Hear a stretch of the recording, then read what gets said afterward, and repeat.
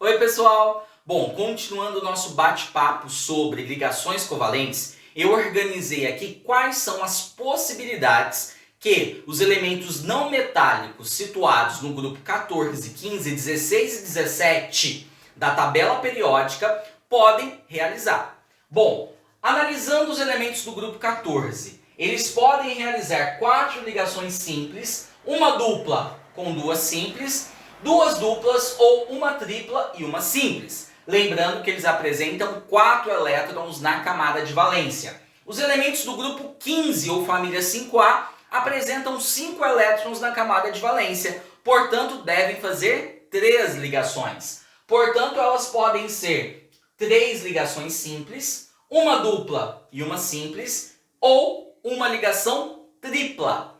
Os elementos situados no grupo 16, família 6A, apresentam 6 elétrons na camada de valência. Logo, eles devem fazer 2 ligações, sejam elas 2 ligações simples ou uma ligação dupla. Já os elementos do grupo 17, família 7A, eles têm 7 elétrons na camada de valência e isso faz com que eles devam realizar apenas uma única ligação do tipo covalente. Então isso aqui te ajuda a entender quais são as possibilidades, certo? De ligações que cada um dos elementos não metálicos situados neste grupo podem realizar. Um detalhe importante, vou reforçar aqui as características dos compostos moleculares que fazem ligações covalentes. De novo, portanto, eles são sólidos, líquidos ou gasosos à temperatura ambiente, ok? Eles não conduzem corrente elétrica, com exceção do grafite e dos ácidos fortes que, quando em água, sofrem ionização, ok? E também eles apresentam baixa temperatura de fusão e baixa temperatura de ebulição quando comparados aos compostos iônicos. Isso é importante porque pode aparecer aí nas questões que vocês vão realizar no vestibular a respeito das características. Agora eu separei aqui 4 casos muito interessantes, que são os casos de contração e os casos de expansão do octeto. Ou seja, aqueles elementos que podem se estabilizar com menos de 8 elétrons ou com mais de 8 elétrons, que é o caso inicialmente aqui do boro, certo?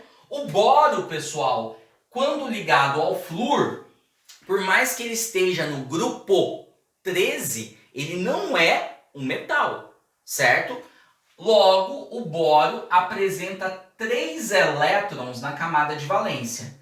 E quando ele se liga com um halogênio, o que acaba acontecendo?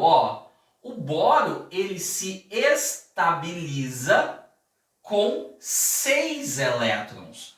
Portanto, o boro é um elemento que fica estável com 6 elétrons.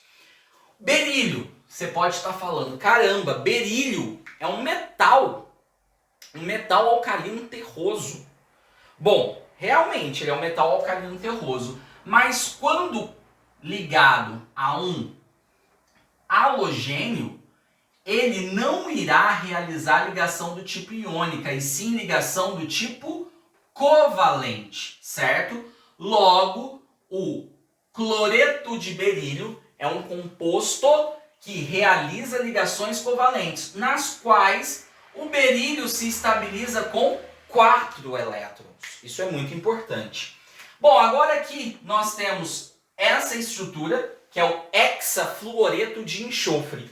Enxofre, pessoal, você sabe que ele está lá no grupo 16, certo? Portanto, tem 6 elétrons na camada de valência. 1, 2, 3, 4, 5, 6. E nós sabemos que o flúor está no grupo 17, portanto, apresenta apenas 7 elétrons na camada de valência e realiza uma ligação do tipo covalente, correto? Para estabilizar o flúor, aqui, cada flúor irá realizar uma ligação com um dos elétrons presentes na camada de valência do enxofre. Logo, o que nós conseguimos observar? Nós observamos que o enxofre ele vai ficar estável com 12 elétrons nessa estrutura. Então, tomem cuidado, nessa estrutura o enxofre fica estável com 12 elétrons. Pedro, quer dizer que ele sempre vai ser estável com 12 elétrons? Não, ele obedece o octeto. Porém, na estrutura do hexafluoreto de enxofre, ele fica estável com 12 elétrons. O mesmo vai acontecer com o fósforo. Eu sei que o fósforo está no grupo 15, ou família 5A. 5 elétrons na camada de valência. Portanto, para ficar estável, de acordo com a teoria do octeto, ele teria que fazer apenas 3 ligações. Mas aqui nós temos a presença de 5 átomos de cloro. Isso quer dizer que o fósforo ele vai realizar, neste caso, 5, pessoal, ligações, certo? Então nós temos o cloro estabilizando o fósforo com 5 ligações. O que é interessante frisar aqui que o cloro continua com 7 elétrons, certo? Na sua camada de valência. Ao estabelecer essa ligação, cada átomo de cloro obedece o octeto, ficando com 8 elétrons. Porém, o fósforo ele ficou estável com quantos elétrons? Com 10 elétrons. Portanto, ele expandiu o octeto nesse caso. Fechado? Então, essas estruturas aqui é bacana a gente ter um cuidado com elas, visto que elas apresentam uma variação aí na quantidade de elétrons nas quais elas ficam estáveis. Fechado? Bom, encontro você na próxima.